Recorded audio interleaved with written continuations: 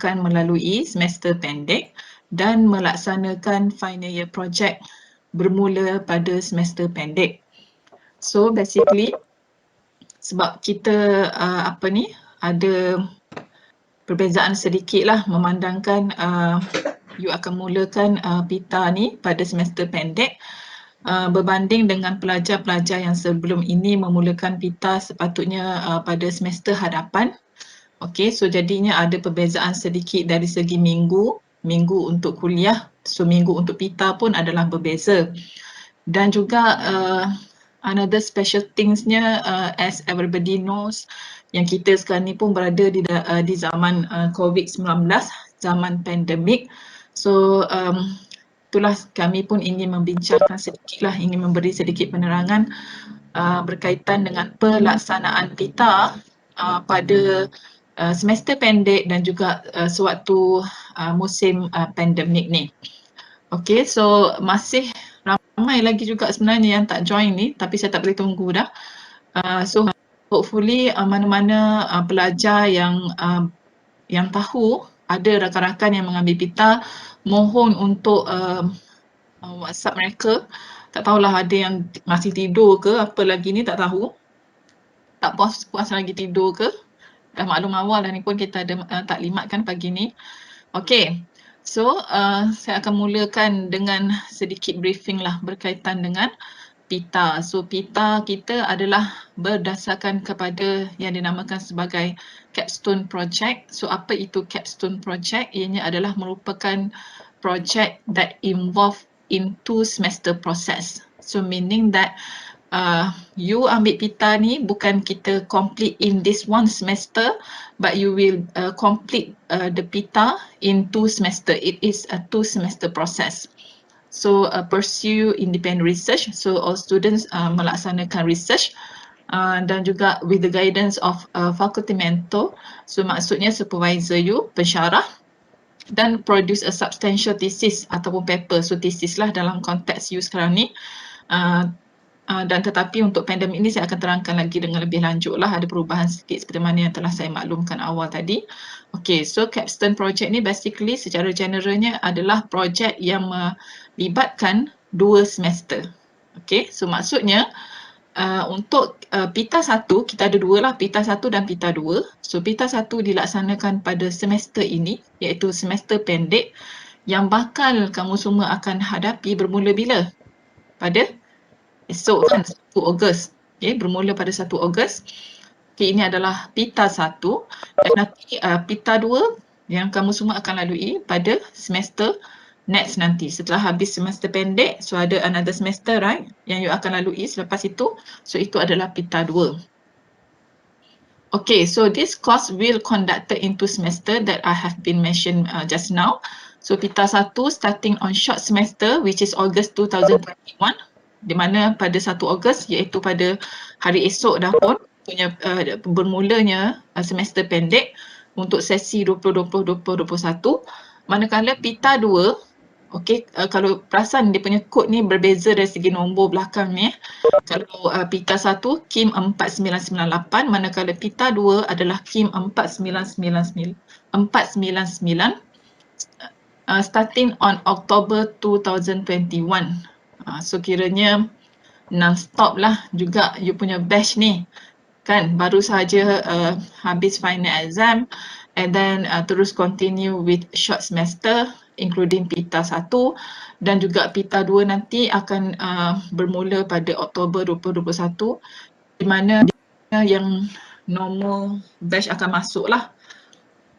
Okay, elective course. So PITA kita ni sebenarnya bukannya kursus teras, ini adalah elective course tetapi ianya adalah compulsory to take both courses.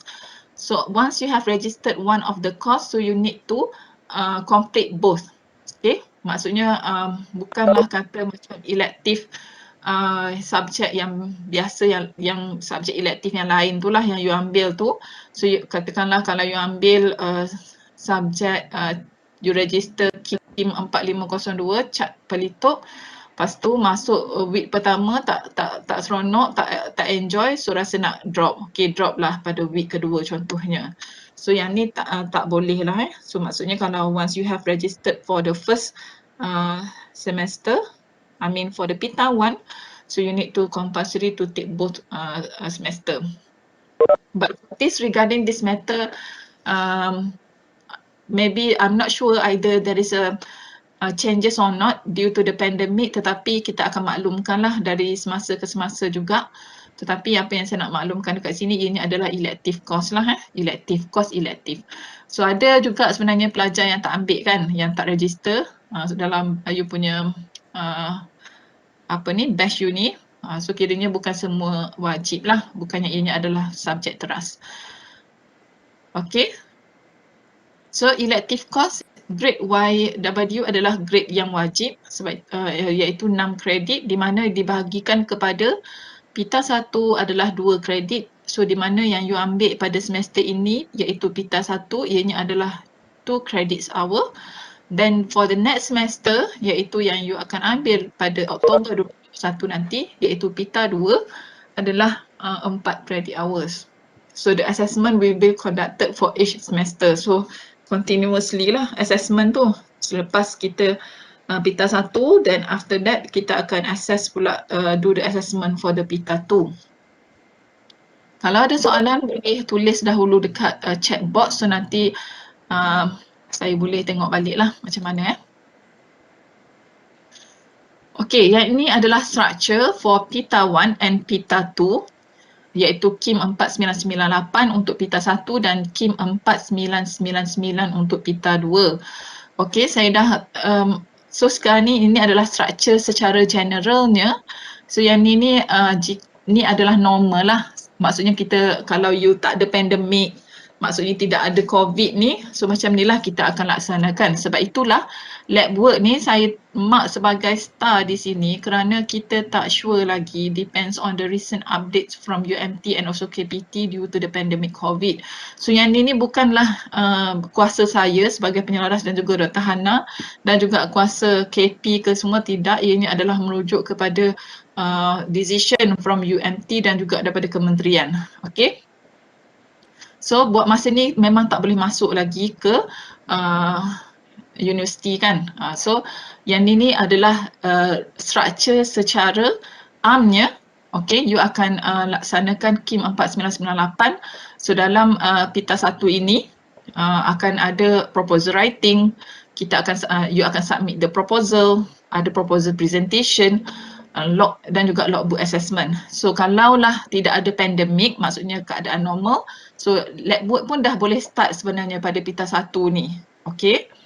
Dan pada PITA 2 pula, okay, you akan continue lab work seperti mana saya cakap, jika tidak ada pandemik, so lab work boleh disambung, kita boleh sambung daripada PITA, maksudnya continuously.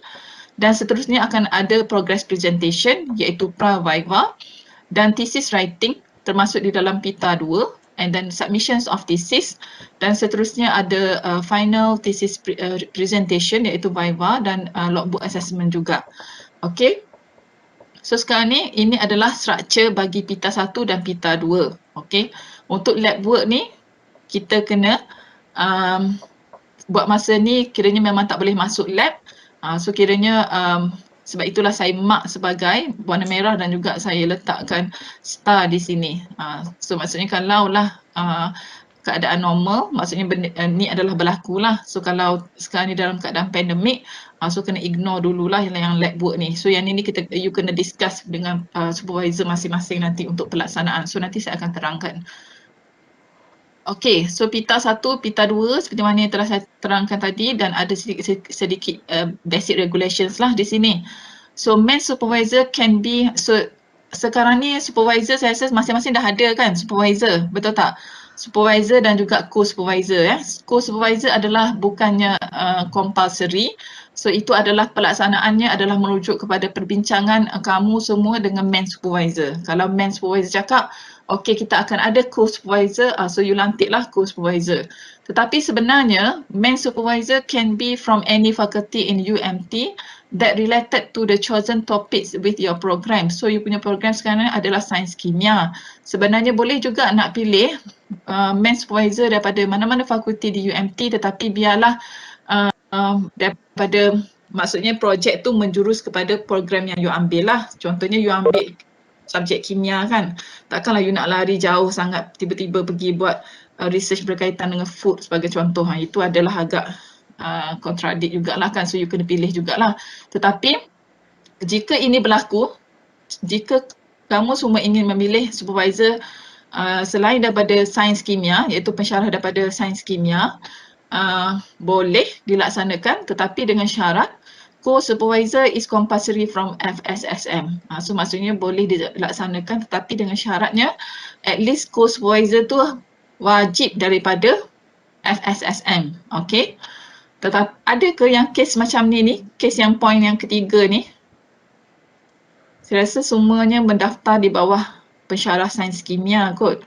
Sebab borang kami tak dapat lagi, so nanti kami akan go through lah. So kalaulah ada special case, katakanlah ada daripada program lain sebagai contoh, tetapi make sure co-supervisor tu compulsory adalah daripada FSSM. Okay, so all the PITAS activity including discussion with supervisor should be recorded in the logbook. Sebabnya assessment untuk logbook pun ada. Oleh itu wajib untuk ada logbook dan juga must have fundamental or basic in chemistry topic. Okay. So assessment ini adalah secara generalnya saya dah terang juga dalam previous slide. So akan ada written proposal, proposal presentation, so akan ada progress presentation, akan ada penyediaan thesis dan juga thesis presentation dan juga logbook assessment. Okay. So ini adalah chemical science expertise, seperti mana yang semua dah tahu dan ambil maklum kot ni. So kita ada terbahagi kepada 4 expertise utama, iaitu yang pertamanya adalah di bawah organic chemistry dan natural product, merangkumi natural from land or sea, that involve the synthetic work, design and synthesis new organic compounds dan etc. Dan juga kita ada inorganic chemistry that also involve with the synthetic work, metal complex synthesis, preparations, characterization and applications, and we have also material chemistry. So ini adalah beberapa contohnya lah. For example, polymer, metallic particles, magnetite composite dan sebagainya. Then we have also physical chemistry that involve a study in surfactant, for example, cosmetic, oleochemistry dan sebagainya. So ini adalah 4 expertise utama yang ada di bawah chemical science. Ini adalah pensyarah ataupun lecturers expertise di bawah chemical science. Dan apabila kamu lihat nama-nama ni pun semua dah familiar kan dengan nama-nama pensyarah. So mungkinlah yang tak berapa nak familiar bidang apakah pensyarah tersebut. So nama-nama ni mungkin familiar tetapi mungkin tak tahu secara jelasnya lah bidang apa sebenarnya pensyarah-pensyarah yang ada di bawah sains kimia. So boleh tengok di sini saya bahagikan kepada 4 bidang utama yang telah saya terangkan di dalam slide sebelumnya. Okay, so physical chemistry we have Dr. Hanis, Dr. Hasmizan, Dr. Khairul Anwar, Dr. Mazidah, Dr. Laili, Dr. Nabila dan juga Dr. Hana sendiri. Dan di bawah inorganic chemistry, dan kamu boleh tengoklah bidang-bidang mereka. Di bawah inorganic we have Prof. Khairul, Dr. Sukri, Dr. Maisara dan juga Dr. Uwais. Dan di bawah material chemistry saya sendiri, Dr. Shima, Dr. Aidil, Dr. Amin dan juga Dr. Syara. Dan di bawah organic chemistry we have Dr. Asnu, iaitu mantan penyelaras PITA, Dr. Soraya, Dr. Nazif, Dr. Maulidiani dan juga Puan Huda. Okey, dengan bidang masing-masing. So boleh tengok bidang masing-masing. Okey. Dan ini adalah silibus untuk PITA 1. Okey, silibus untuk PITA 1. So untuk hari ini saya fokuskan kepada penerangan berkaitan dengan PITA 1 lah yang kamu semua akan laksanakannya bermula pada 1 Ogos, iaitu semester pendek ni. Dan ini sebenarnya tak complete ni ya. Yang silibus nanti saya akan letakkan dekat e-learn, so boleh tengok dengan lebih jelas lagi. So untuk saya terangkan yang inilah yang agak penting sekali yang saya ekstrak daripada silibus PITA 1. supaya kamu jelas apa yang kita nak sampaikan ataupun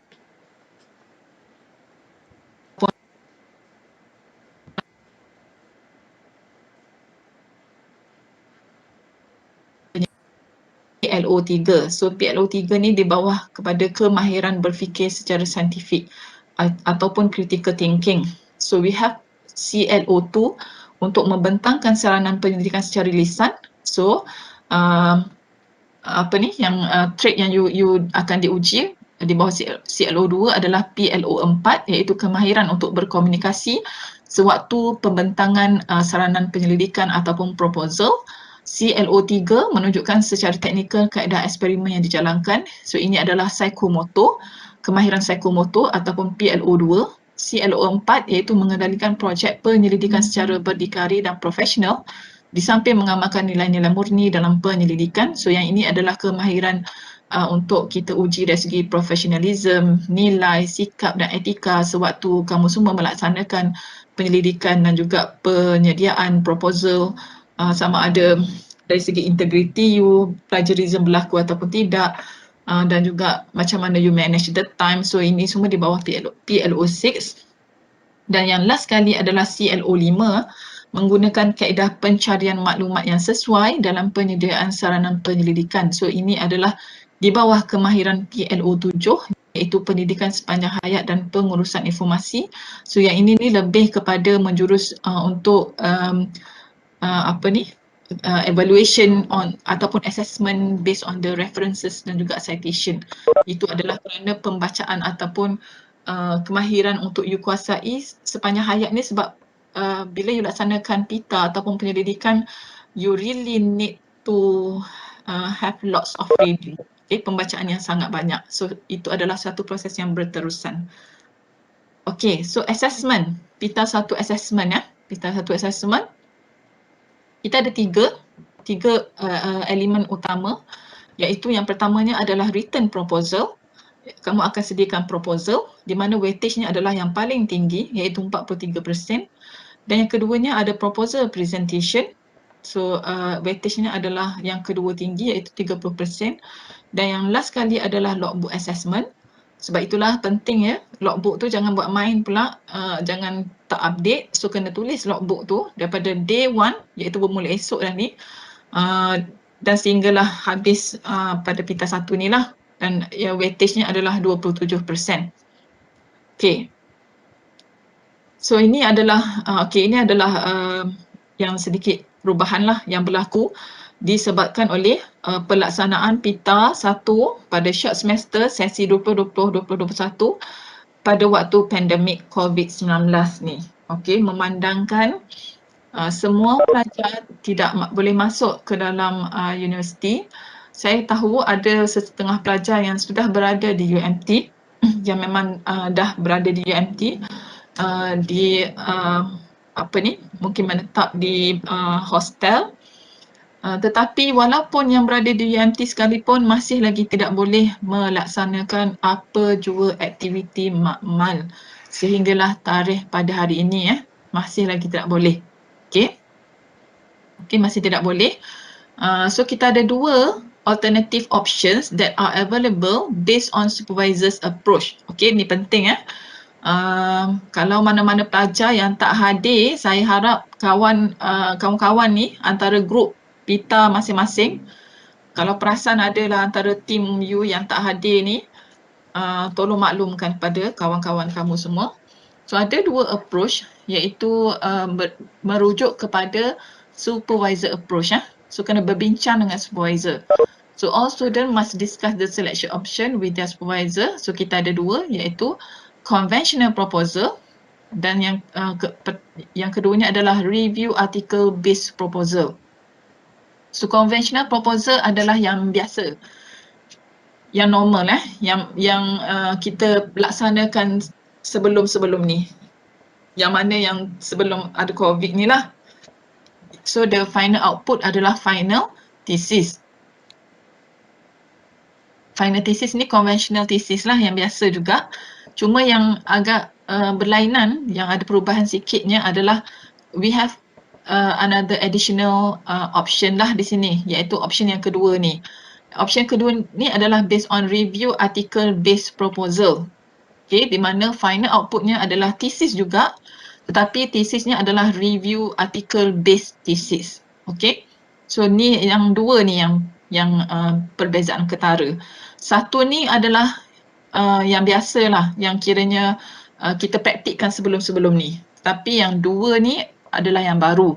Sebab itulah saya nak highlight di sini berkaitan yang dua ni. Okay, sebab memandangkan ada dua option sekarang ni, so kamu semua kena berbincang lah, sit down dengan supervisor masing-masing untuk memilih option mana yang kamu nak laksanakan untuk pita 1 bagi this semester.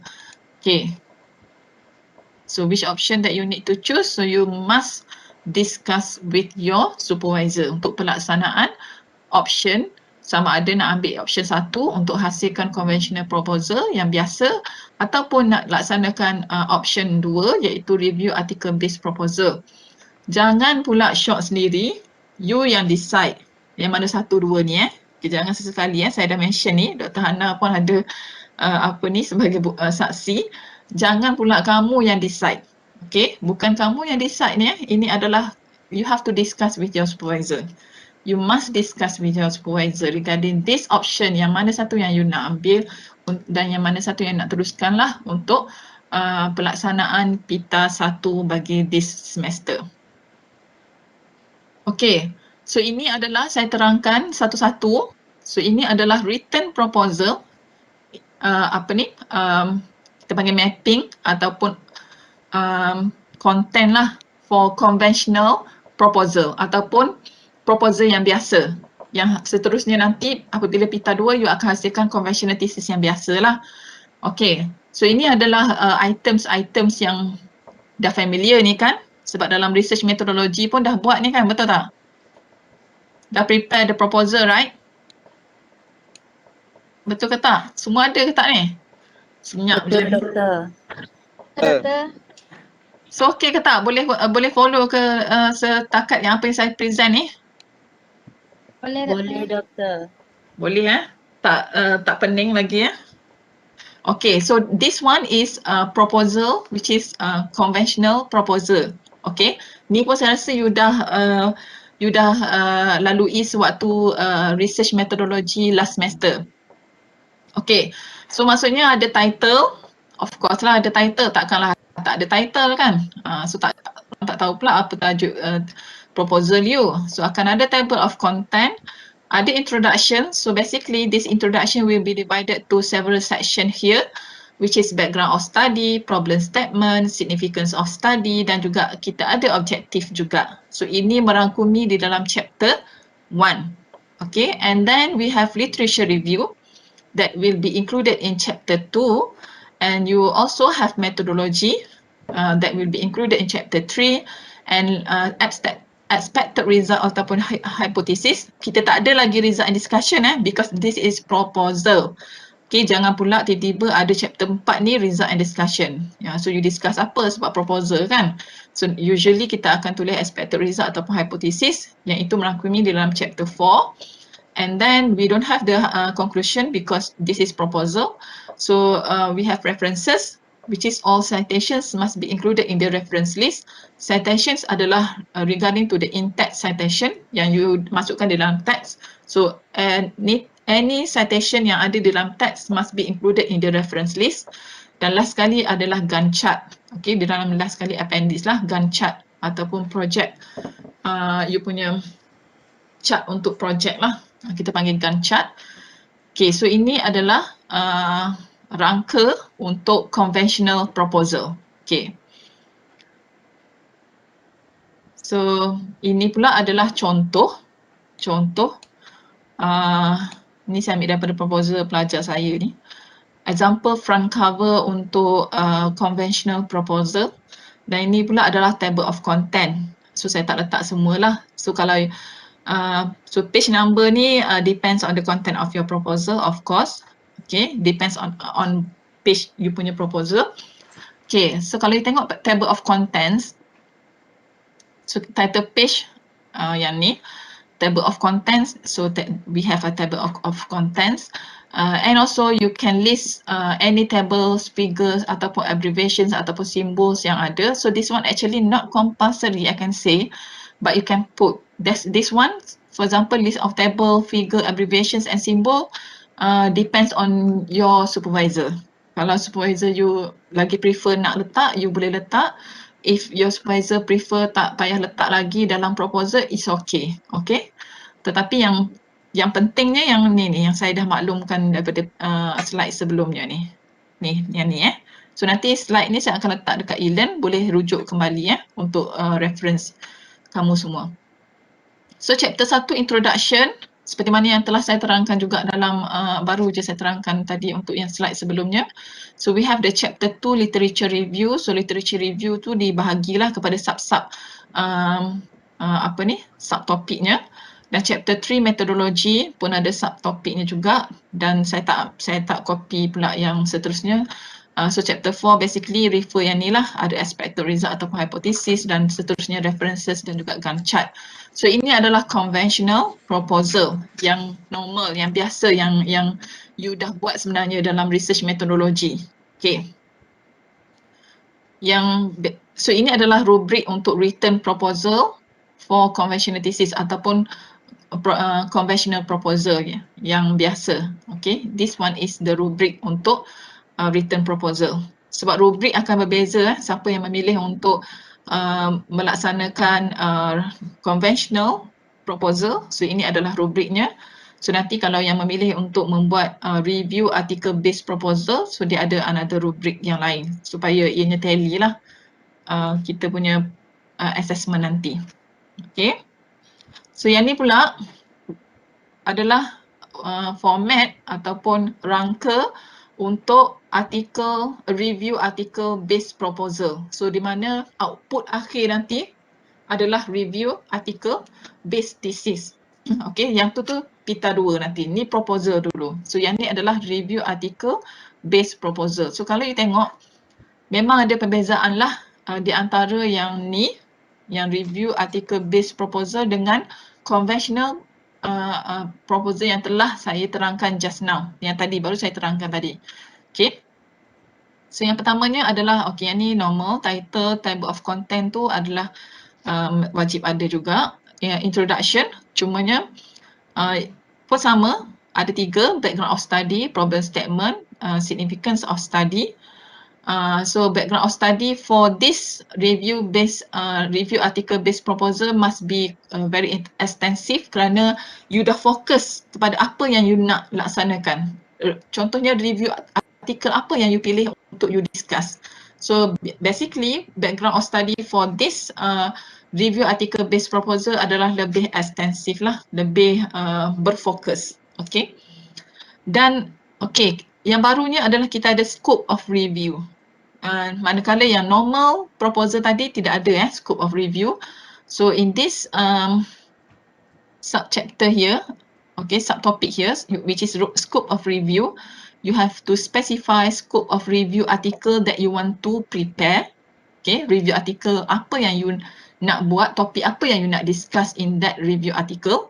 You also can include data sources, okay, data sources, search strategies dan sebagainya. So yang ini scope of review ni maksudnya you kena discuss dengan lebih detail lagi berkaitan dengan review article yang you akan propose. Dan data sources tu contohnya dalam range berapa tahun yang you nak cover, dan maybe lah you boleh include juga untuk review article yang you nak hasilkan ni, yang proposal ni you nak propose, adakah nak fokus kepada ASEAN punya research ke? Maksudnya pendapatan ataupun finding of review yang daripada ASEAN punya data ataupun worldwide ataupun Malaysia sahaja maybe. So itulah contoh-contoh yang saya boleh bagilah. Dan of course kena ada objective of review, dan juga yang ni outline of full review article. So maksudnya outline ni you have to specify each subtopic. Subtopic apa yang you nak masukkan nanti dalam review article tersebut. So yang ini without any elaboration yet. you just need to specify, list down all the outline of the full review articles that you are going to propose. Saya akan tunjukkan contohnya nanti. Dan of course lah kita kena ada references dan all citation must be included in the references link, references list, dan juga kena ada Gantt chart juga. Okay, so kalau tengok memang ada bezanya rangka ataupun mapping for review article based proposal dengan yang conventional proposal yang telah saya terangkan dalam slide sebelumnya. Okay, jangan confuse. If you don't understand, you can ask us later dalam WhatsApp group ataupun kalau nak private message ke, dan boleh tengok kembali pada ni lah slide yang kita akan letak dekat e-learn nanti. Okay, ini adalah example of front cover daripada ni adalah contoh daripada biology ya. Okay, ini adalah contoh front cover untuk review article based proposal di mana sama juga, lebih kurang sama saja dengan yang conventional proposal. Dan table of content bagi review article based proposal kalau you tengok adalah lebih ringkas. Okay, lebih agak ringkas sebab dia tidak ada chapter-chapter seperti mana yang conventional proposal. Okay, so kita ada background of study, problem statement. So kiranya yang ini introduction lah kan. Title, table of content, introduction terbagi pada background of study, problem statement, significance of study, dan seterusnya ada scope of review, objective of review, dan outline of full review paper, reference dan juga Gantt chart. Okay, so kalau tengok dia punya table of content ni adalah lebih straightforward berbanding dengan yang conventional proposal. So di mana sebab conventional proposal adalah lebih details lah sebab terbagi pada chapter-chapter kan. So ini adalah outline of full review paper. So maksudnya di dalam proposal yang kalau you nak buat review article based proposal, you kena wajib ada outline of full review papers. This one actually quite tough to do, walaupun sebenarnya kalau you tengok just outline saja, masukkan je, you kena tahu apa sebenarnya yang you nak fokuskan dalam this review article dan apa yang you nak discuss untuk review article you ni ataupun base proposal ni. So di mana outline of full review paper ni nanti apabila pita 2 nanti, you gunakan outline inilah untuk you masukkan info-info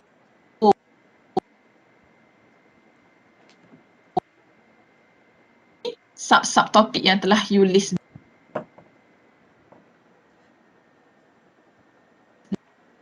without including all the elaboration. Tidak ada explanation lagi. Explanation you akan lakukan apabila pita 2 nanti. Tetapi this outline must be very important dan juga maksudnya kena betul-betul discuss dengan supervisor juga outline flow penceritaan yang you nak masukkan di dalam review article based thesis nanti. Walaupun nampak macam okay, tulis outline je so mudah lah kiranya. Tak ada mudah sangat pun sebenarnya sebab yang ni pun you kena tahu supaya tak ada berlakunya persamaan dengan review artikel yang lain yang telah dipublish di luar sana. Kan? So you nak cari novelty, maksudnya pembaharuan terhadap review artikel yang you hasilkan supaya ianya adalah tidak redundant dengan mana-mana review artikel yang telah dipublish di luar sana. Sebab itulah is quite critical on this part as well. Dan juga scope of review ni pun adalah penting juga untuk you elaborate, you terangkan apa yang you nak laksanakan untuk scope of review artikel yang you nak hasilkan. So you boleh nampak perbezaan di antara pelaksanaan ataupun penyediaan proposal dengan if we compare between the conventional proposal dengan review article based proposal. Okay, ada soalan ke tak buat masa ni? Faham ke tak ni? Ke dah pening-pening lalatnya? Faham ada. Boleh Bagus, semua boleh. faham. No question for now. Tu kan ni faham ni, risau pula saya. Okay Okey. Kalau tak ada soalan lagi, so saya akan teruskan. So ini adalah rubrik untuk written proposal for review article based thesis. Maksudnya review article based proposal lah.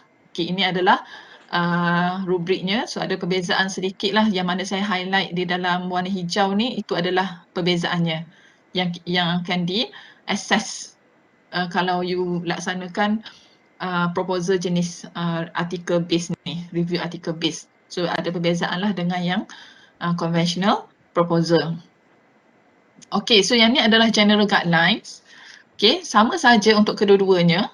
If you choose to prepare ataupun to produce a conventional proposal ataupun review article proposal, so the guidelines, this one is similar. So general guidelines, so the proposal should be in English. The font types is Times New Roman with the size is 12 and a 1.5 line spacing, and with the total words is 3,500 to 4,500, which is exclude tables, figures and reference, and also Gantt chart. So within this total words lah. Kenapa kami bagi range ni? Saya tak nak nanti tiba-tiba ada yang hantar proposal yang dah menyerupai macam thesis dah. Terlampau panjang sangat, kan? Tak boleh macam tu. Okay, sebab kalaulah you dah hantar proposal yang dah ketebalannya pun dah menghampiri thesis, so kami tak tahulah nanti thesis nanti maybe you hantar ketebalan dah macam master thesis pula nanti kan. So we have to control that lah, biar kena ada words counting ni. So within this total words. So chapter title written in center, bold and uppercase, Times New Roman, which is the font size between 10 to 11 points, may be used in tables and figures or schemes. Okay, jangan pula confuse dengan pernyataan di atas ni. Ini adalah generally for the main topics lah, main tulisan memang 12 point, tetapi untuk tables, figures ataupun scheme, so normally dia punya size tu kecil sedikit berbanding dengan yang main text. So new paragraph starts to the left without indentation and start new paragraph 1 times 1.5 lines spacing under last sentence in the previous paragraph. So kalau nak mudah faham, ada garis panduan actually buku ni. Nanti pun kami akan letak juga dekat e-learn. Sebenarnya yang ni dah lama ni, daripada zaman FST lagi, Fakulti Sains dan Teknologi. You pun tak pernah tahu ni, fakulti ni memang dah tak ada dah pun. Tapi boleh dijadikan panduan lagi sebenarnya in terms of margin and everything. Boleh tengok lagi. Maybe untuk garis panduan ni, saya nasihatkan untuk merujuk kepada general guideline sahajalah. Jangan pula baca yang lain-lain tu yang takut nanti you confuse.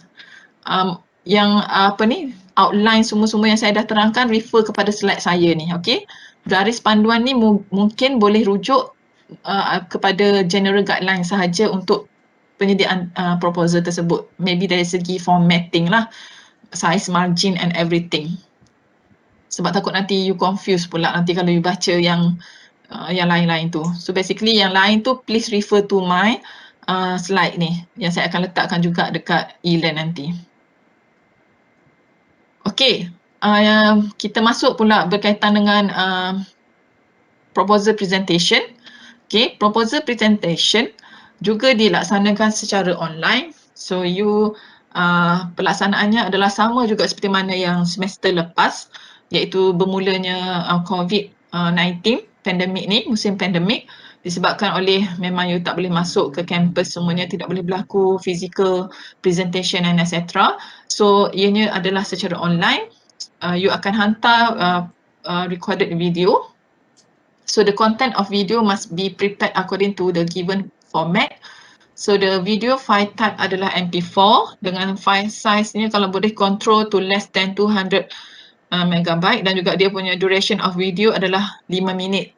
Jangan pula sampai 15 minit tak ada siapa nak dengar nanti you punya video tu, panjang sangat. So this one also we need to put the duration of time supaya supaya seragam dari segi masa tu bagi setiap video of each student. So video must display a speaker, video and slide content side by side. Okay, so maksudnya dalam video tu ada slide dan ada juga muka you dekat bawah tu dan you bercakap lah menerangkan slide tersebut. Kriteria to be evaluated, kita ada rubrik juga untuk proposal presentation. So di mana untuk rubrik ni pun kita bahagikan juga kepada dua, iaitu untuk mana-mana pelajar yang menghasilkan conventional proposal dan juga jika ada pelajar yang menghasilkan review article based proposal. Dan seterusnya Q&A session. So Q&A session ini akan dilaksanakan secara online melalui Webex. Okay. Dan di mana durationnya adalah 10 minutes per student. So waktu Q&A session ni nanti apabila dah sampai waktunya nanti kita akan ada pensyarah akan dibagikan kepada host, iaitu pensyarah yang akan in charge as a host, dan pensyarah tersebut akan berbincanglah dengan pelajar waktu yang sesuai. Waktu untuk assessment nanti saya akan tunjuk, kita ada kalender untuk pita 1. So nanti kamu semua akan diberitahulah dari masa ke semasa, maksudnya updated tarikh dan waktunya. Dan juga untuk submission for the video pun akan dimaklumkan juga nanti. Okay, so saya nak ingatkan sewaktu Q&A session ni you kena on the video dan kalau boleh ensure of having internet access with good video and audio system. So kalau dah memang tahu akan berlakunya Q&A session for Pita 1 ni, sebenarnya Q&A session ni adalah ibarat seperti you nak present for the proposal lah, you nak defense proposal you. So you punya appearance ni kena smart lah sikit kan. Saya tak nak nanti apabila you laksanakan Q&A session ni, saya tahulah semua duduk rumah, memanglah kita semua pun duduk rumah sekarang ni. Tetapi you punya appearance tu biarlah kemas, okay? Untuk you berdepan dengan panel-panel, iaitu pensyarah you juga, supaya appearance tu sedap mata memandang. Tak adalah nanti buka je video dengan rambutnya terserabainya, pakai baju berkollar, tak ada collar, baju tu pula dah lah tak ada collar dengan ada koyaknya lah, baju duduk rumah kan. So jangan macam tu saya dah warning ni awal-awal ni. Maksudnya kemas, be presentable. Be presentable because kadang tu apa yang kita pakai ni adalah melambangkan confident kita. Untuk kita naikkan juga confident. Okay, so maknanya be prepared lah, be presentable dan memang kena prepare, well prepared. Okay. So ini adalah rubrik presentation untuk conventional proposal.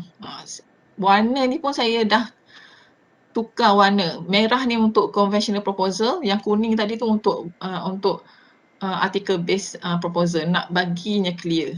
Okay, tak tahulah kalau masih lagi confused ni, tak tahulah kan. So ini adalah rubrik untuk conventional proposal, iaitu rubrik for presentation for proposal untuk conventional thesis ataupun presentation of conventional proposal. So manakala yang ni pula adalah rubrik untuk presentation of review article based proposal. So di mana yang saya highlight hijau ini adalah perubahan lah, yang berlaku perubahan sedikit untuk presentation, rubrik presentation bagi review article based proposal. Okay. So seterusnya logbook logbook. Okay, logbook pula yang untuk logbook punya template ni nanti saya akan masukkan juga dekat e-learn. So maksudnya semua pelajar guna template yang sama. So just add sahajalah nanti. Okay, add month starting August iaitu semester pendek ni. So week 1, contoh yang saya dah buat ni 1/8. So describe lah your research activity. Dan seterusnya untuk week 2, 3, 4 dan seterusnya you akan edit sendirilah. So saya bagi this template nanti dekat e-learn nanti dan you boleh mohon untuk sentiasa update your research activity dan submit to your supervisor every week ataupun 2 weeks. So ni depends on supervisor. Supervisor masing-masing maybe lah pendekatannya adalah berbeza. Okay, so discuss with your supervisor. So ini adalah rubrik untuk logbook assessment. Pun ada dua juga kalau you perasan dekat sini, iaitu saya bagikan kepada conventional proposal dan juga review article based proposal. Okay, semua rubrik ni sebenarnya saya akan letak juga dekat e-learn, so jangan risau. So boleh tengok nanti rubriknya. Okay, so yang ni adalah very important juga. So ini adalah calendar for PITA 1 untuk short semester for sesi 2020-2021. So sepatutnya kita adakan PITA briefing pada esok hari, tapi disebabkan oleh ramai ada kelas, so kita ubah pada hari ini. Okey, yang biru ni, biru ke hijau ni, tak tahulah ni, yang biru turquoise ni adalah students action.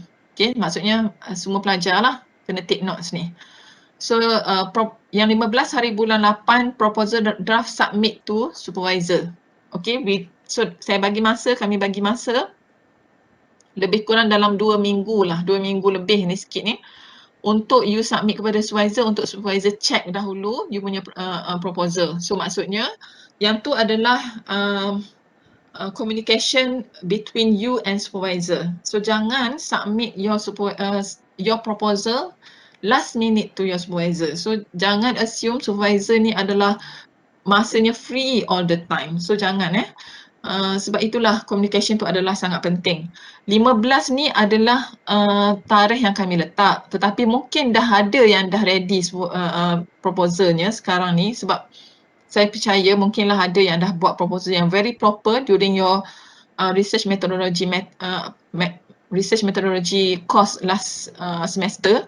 So maybe you need to touch up a little bit, so tak banyak sangat yang nak kena ubah ke whatsoever, dan you kata you nak hantar kepada supervisor you sebelum 15 hari bulan, dibolehkan. Okay, boleh, tak ada masalah, boleh sahaja, tu lagi bagus. Okay, so yang penting jangan hantar last minute kepada supervisor. So another date yang very important adalah pada 1 September. So this one is very important kerana this one is proposal submission to PITA coordinators, iaitu kepada saya dan Dr. Hana secara soft copy. So yang ni adalah tarikh untuk submission. So kena submit ni lah dalam 1 September ni, kerana 2 September dan seterusnya sehinggalah 11 September ni adalah assessment yang akan dilaksanakan oleh penilai terhadap proposal kamu semua. Penilai-penilai adalah terdiri daripada pensyarah kimia. Okay, so yang 1 September ni adalah date yang penting lah. So bermaksud lebih kurang sebulan untuk kamu prepare for your proposal, discuss dengan supervisor untuk check semuanya, dan sebelum submit kepada PITA coordinators. Okay. Dan another important date, okay, kita go back balik sebelum 1 September, kita ada 30 Ogos ni, sebelum Hari Kebangsaan, public holiday, iaitu logbook submission to supervisors. Okay. Submissions of logbook kepada supervisor. So yang ni. Dan seterusnya video proposal submission. So video proposal submission to PITA coordinators juga yang ni, iaitu pada 5 September. So maksudnya you submit 1 September, you ada masa lebih kurang dalam 3 hari macam tu untuk prepare the video. So untuk video proposal submission pada PITA coordinator adalah within this date. Dan untuk proposal presentation, so yang ni adalah kalau warna hijau ni action students dan supervisor, kerana proposal presentation ni bermaksud yang Webex tadi, yang online tu, Q&A session. Okay, kita akan laksanakan pada minggu yang ke-7 selama seminggu. Bukannya bermaksud seminggu seminggu masa ni, duration kita bagi ni based on pilihan group masing-masing lah. Nanti untuk PITA proposal presentation ni, kamu semua akan dibahagikan kepada beberapa group, sebab ada 76 pelajar, so kita akan bagikan kepada beberapa group. dan setiap grup itu ada penilai daripada pensyarah. Okey. So yang tu merujuk kepada tarikh yang dipilih oleh penilai-penilai kamu bagi setiap grup yang telah kita akan bahagikan nanti. Sebab itulah letak durationnya selama seminggu. Dan seterusnya yang 19 ni adalah supervisor ataupun penilai punya action lah untuk markah semua-semua. Sebab kamu tidak ada study week, sebab itulah kita plan untuk complete all the presentations semuanya pada minggu ke-7 ni, supaya then you have to focus untuk final exam pula kan pada 26 yang akan bermula pada 26 September. Okey. So ini adalah kalender buat masa ini. Jika ada perubahan akan dimaklumkan dari masa ke semasa. Okey. Okey, ada soalan ke tak? Saya dah habis dah pun sebenarnya untuk explanation regarding pita 1.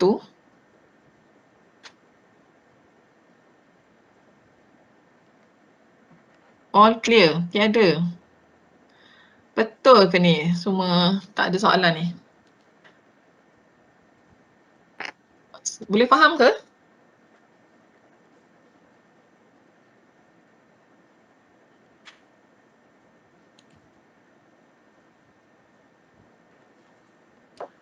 Okey, ada soalan daripada Akidah. If our supervisor asked to write more than 4,500 words, berapa tu? Berapa words tu yang supervisor suruh minta tulis? Hello, excuse me, Doctor. Macam for the previous subject, which is the research method, the subject lecturer, like he said that we can only write up to 25 pages and he didn't specify how many words that we can put in. 25 pages including the references and also Gantt chart? Yes, yes. Okay, can count it back because I've mentioned that it's excluding the references dan juga Gantt chart. So maybe you boleh drag you punya cursor tu, tengok daripada awal sehinggalah before the references tu, berapa total? Total words. Tak termasuk dengan tables yang saya dah terangkan sebelum ni lah. Alright, Doctor, understood. Thank you. Okay.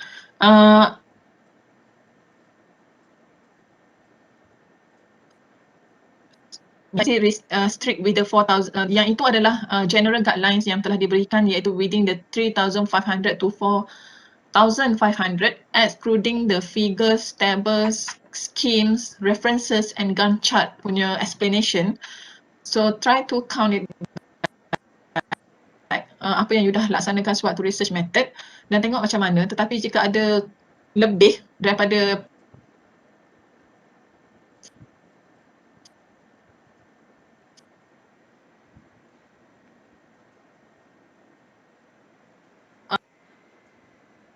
tu, I think is quite lots jugalah. So try to check semula sebab kita tak nak lah terlampau panjang sangat proposal tu, because dah ada juga sebelum ni lah yang submit the proposal dah macam thesis dah kan. So sebab itulah kita have the range of the words tu. Okay, ada another questions. Mungkin Dr. Hana, if you want to add as well, you can mencelah jugalah Dr. Hana. So Doctor, for the presentation Q&A, are we going to present the same content as video proposal? Okay, for the Q&A, it depends on the panels actually. Usually, panels ataupun penilai, dia dah dapat dahulu video you. So dia akan assess dahulu, do the assessment first with the video proposal before the Q&A session. So usually panel ni dia dah ada gambaran dah apa yang you present. So kebiasaannya during the Q&A session, it's just only the Q&A. You don't have to repeat again for the presentation the same way that you have done for the video. Sama je kan? So usually during the Q&A session, you akan bersedia dengan hanya Q&A sahaja. Tetapi jika penilai memohon untuk you tunjuk semula slide, so you have to show them the slide. Maksudnya sewaktu Q&A session iaitu presentation nanti, make sure masing-masing kena adalah simpanan slide masing-masing supaya mungkin ada panel dia nak tengok dengan lebih jelas lagi certain part yang dia tak berapa clear, so dia minta untuk you share the slide, so you have to do that. So it depends on the panel, but I don't think that the presentation Q&A ni adalah compulsory for you to present. So it depends on the panels of the groups that you have been assigned. Okay.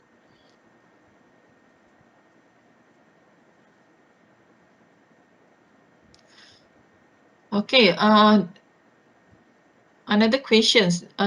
Our title sama ke from the previous one, because I heard certain student might be given different title. That one is you have to discuss with your supervisor. You cannot ask me or Dr. Hana because we are the penyelaras sahaja, bukannya your supervisor. So regarding the title, memang kena back to your supervisor. Okay, I don't have like the authority untuk kata okay, you kena ubah this title, student need to maintain the title, that one you have supervisor. So jangan bandingkan dengan pelajar-pelajar lain. Kalau you kata you heard from another student yang kena ubah, maybe lah disebabkan oleh perbincangan pelajar-pelajar lain tersebut dengan pensyarah ataupun supervisor mereka yang menyebabkan mereka kena ubah tajuk tersebut. Okay, so jangan compare. Whatever it is, bincang dengan supervisor. Okay, is there any question?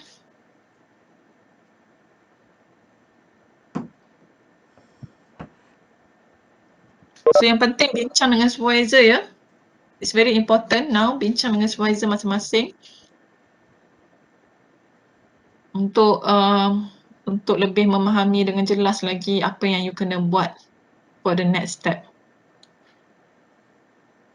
Okay, saya ada beberapa slide lagi juga sebenarnya. Yang ni adalah lebih kepada you recall balik lah sebenarnya daripada subjek research methodology yang you dah belajar semester lepas. Dan sepatutnya dah memang sangat pro dah ni semua ni sebab dah belajar dah research methodology kan. So kita recall je lah balik.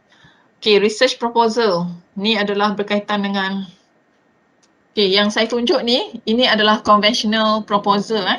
Jangan confuse because the review article based proposal tu adalah baru. So kontennya refer balik kepada saya punya previous slide yang telah saya terangkan. Apa yang saya terangkan di sini adalah research proposal in general, yang conventional punya. So purpose of research proposal is to present the question to be researched and is important, to discuss the research efforts of others, which is we include in the literature review, dan juga untuk kita suggest that what necessary data that we need to put, apa yang methodology that we need to discuss more. So itu adalah research proposal. So basically untuk research proposal kita ada ni lah title. So abstract ni sebenarnya tak ada lagi di dalam research proposal, tetapi saya letak sebab yang ni adalah very good juga dia punya explanation here, dan sebenarnya you boleh tengok balik nanti apabila dalam pita 2, kalau you nak sediakan pita 2 iaitu thesis nanti baru ada abstract kan, tapi dia punya explanation for each ni adalah bagi saya bagus, so you boleh refer lah. Apa yang saya dah terangkan dalam previous slide pun ada title, introduction, literature review, research methodology, so discussion. So for proposal kita tak ada lagi discussion tetapi kita ada expected outcome kan. Okay, so tetapi yang basically di dalam steps to write a research proposal ni, kalau you rasa confused, you boleh baca balik dia punya penerangan dekat sini. Okay, for example methodology, explain the method that you will go for to deal with your research question in this section of your proposal. So yang lain-lain lagi lah. Okay, so untuk introduction, kita ada problem statement, significance of study dan juga objective, dan juga apa lagi satu, research background kan. So usually introduction ni adalah penting kerana reader akan baca first kali introduction part. So kalau introduction you dah tak clear, so readers ni tak boleh nak fikir dah apa yang next tu. So biasanya introduction tu adalah first impression